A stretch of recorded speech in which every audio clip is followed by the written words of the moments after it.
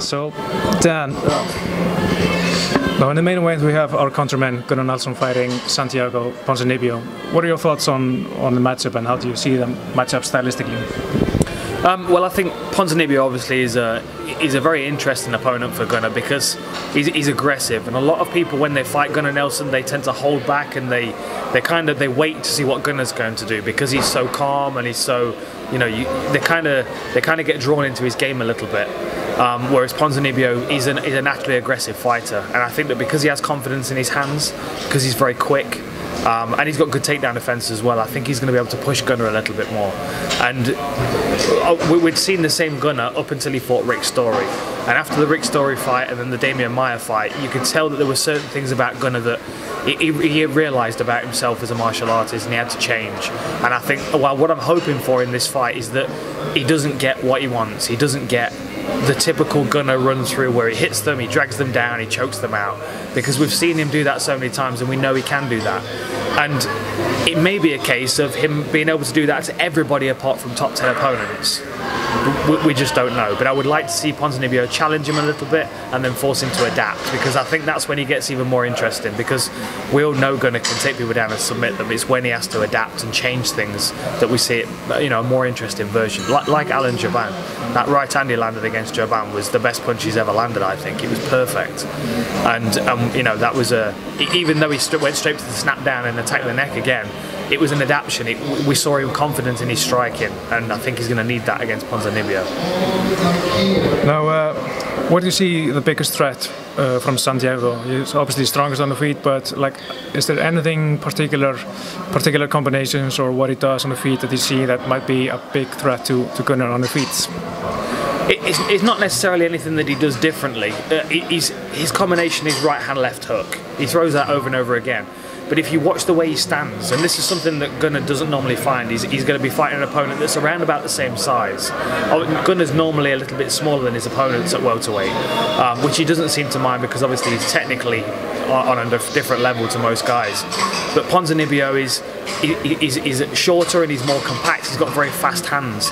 But he punches up into his opponents instead of punching down. And when you're punching down at an opponent, it's much easier for them to step in and grab underhooks. Whereas if you watch Ponzinibbio's striking style, because he punches up, when someone tries to clinch him, he just pushes away. Almost like he limp arms out. And that's going to be difficult for Gunnar to get underhooks again. So he's got to be cautious not getting backed up against the fence, because if he finds himself against the fence, that's when Ponzinibbio starts throwing his right hand, left hook over and over again. And he's excellent at cutting the octagon down and keeping you up against the fence, which is where I think Gunnar will struggle to take him down. Now, what kind of game plan are you expecting from both fighters heading into this bout? I think the first 2 minutes is going to be essential in this fight. I think that's when we're going to find out if Santiago Ponzinibbio gives Gunnar the respect that most people do when they step in there, or if he just starts attacking like I hope he does. Because if he waits, then we're going to see Gunnar do exactly what we normally see him do. He'll wait until he finds that right hand shot, he'll hit his opponent with him and hurt him, and then he'll go into his regular sequence. So in that first 2 minutes, if we see Ponzinibbio being more aggressive, that changes the whole fight entirely, because then we know it's going to be far more competitive. If he holds back and if he waits for Gunnar, I think it will be a typical Gunnar performance. So really it's all about that first 2 minutes and what Ponzinibbio does with it. Now, Mike Brown, the coach of Santiago, he said to me that he sees many weaknesses in Gunnar's game. What kind of weaknesses do you see in each game? Like, and what kind of weaknesses do you see that each fighter could maybe use in this fight? Well, for Gunnar Nelson, the weakness was and it's not really a weakness, but up until the Rick Story fight, the one game plan A for Gunnar Nelson always worked. So he didn't need to change it. You know, it's the old adage, if it's not broken, don't fix it.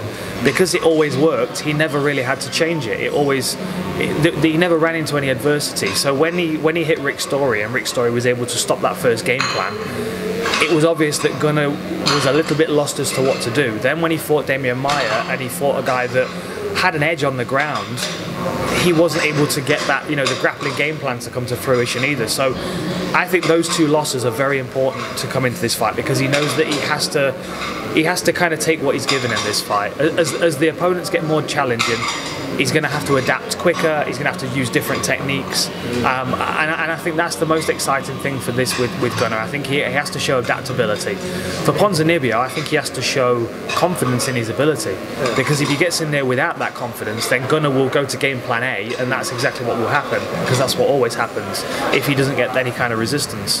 But you know, you've got to think Mike Brown. He's been around all these fighters. He's very good. Same in my position. He could do my job very well, because he sees lots of little holes in people's games that just from hours and hours of watching mixed martial arts. He's in the gym all the time. So definitely there are holes in Gunnar's game that can be exploited, but nobody's been able to exploit them so far, apart from, you know, Damian Maia, who's a #1 contender, and Rick Story, who was just able to shut him down on that particular day.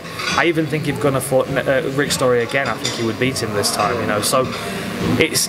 I think Gunnar almost had it too easy in the beginning, and not because he was fighting easy opponents, but because he's so good. And I think that forced him to stay the same fighter he was right up until he got to the top level of the UFC. So we are seeing holes in his game, but he's quickly closing those holes now. Now, what are some of the sleeper fights on this card that people are maybe not talking about? There are a few. The one that stands out to me in particular is Danny Henry against Daniel Tamor. Now, we know David Tamor from All Stars. We know he's a great fighter. He's a very aggressive individual. He's a great Thai boxer with good scrambles. Trains out of a great team. Danny Henry has been fighting over in South Africa. You know, he's built a real following, a real fan base in EFC, and he was their champion. He's huge for featherweight as well. He's a very game striker. He's got good submissions off his back as well. And Daniel Tamor is a very aggressive striker with good ground and pound, reckless ground and pound. He gets very wild. And both of these guys are coming in to really make a statement in the UFC featherweight division. I mean, it's quite a stacked division, but the gap between where Max Holloway is and where everybody else is quite big. So you need to do something special to make that distance up. And I think these two guys have got the potential to be, you know, top 10 within 18 months. But it's all down to this fight this weekend. And the one that performs will be the one that will get all the attention. And obviously you've got to think Danny Henry fighting in Scotland, he's going to have a lot of support. So I think we're going to see a good performance from both guys, but it will be down to toughness this fight, because they're both technically very evenly matched. Nice. And what's the situation with your fighting career? The ball seems to be moving quite a bit right now. What's the next step for you?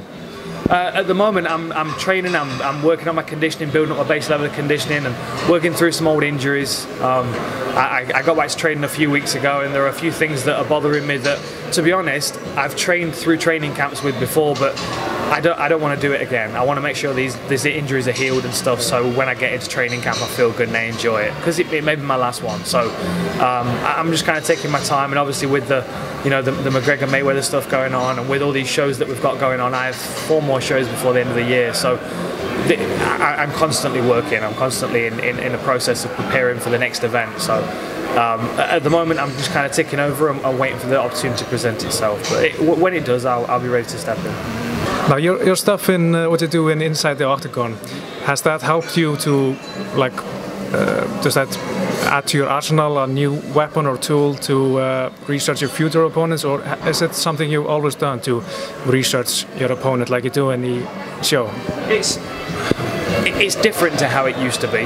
When I was preparing for a fight and I was researching a fighter because they were my opponent, although obviously I would look at them and I would try and be as honest and as objective as possible, all the time when I'm looking at somebody and I go, they hit really hard, in the back of my head there'll be a voice that says, yeah, but they're not going to hurt me.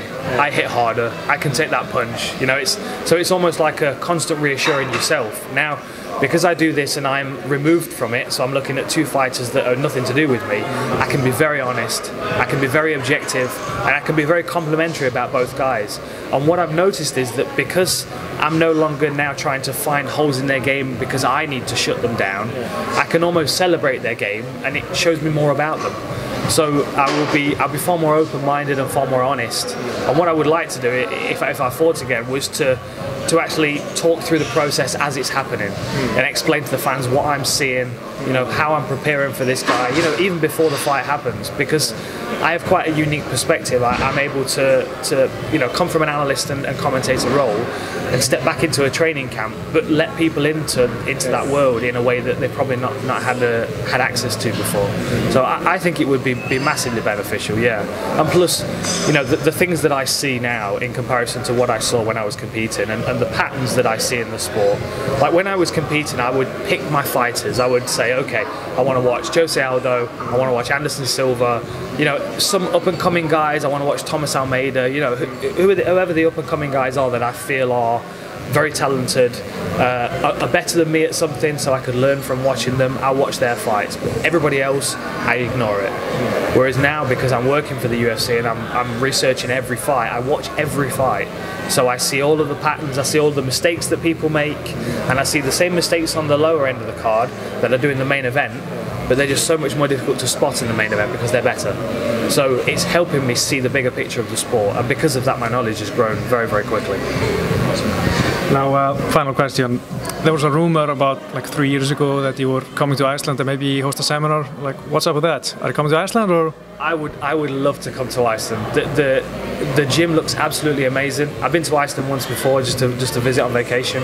Absolutely love the place. It's very much my kind of place. It's you know, kind of cold and dark and lots of tough people that are very friendly, and it's a beautiful environment. And obviously, you know, Gunnar Nelson and the whole team over there are doing amazing things. Their grappling skill is unbelievable. So I would love to go over, and I would be happy to teach a seminar. I'm not sure what I would be able to offer them, but I would definitely go over there and get beaten up and train some. Yeah, definitely.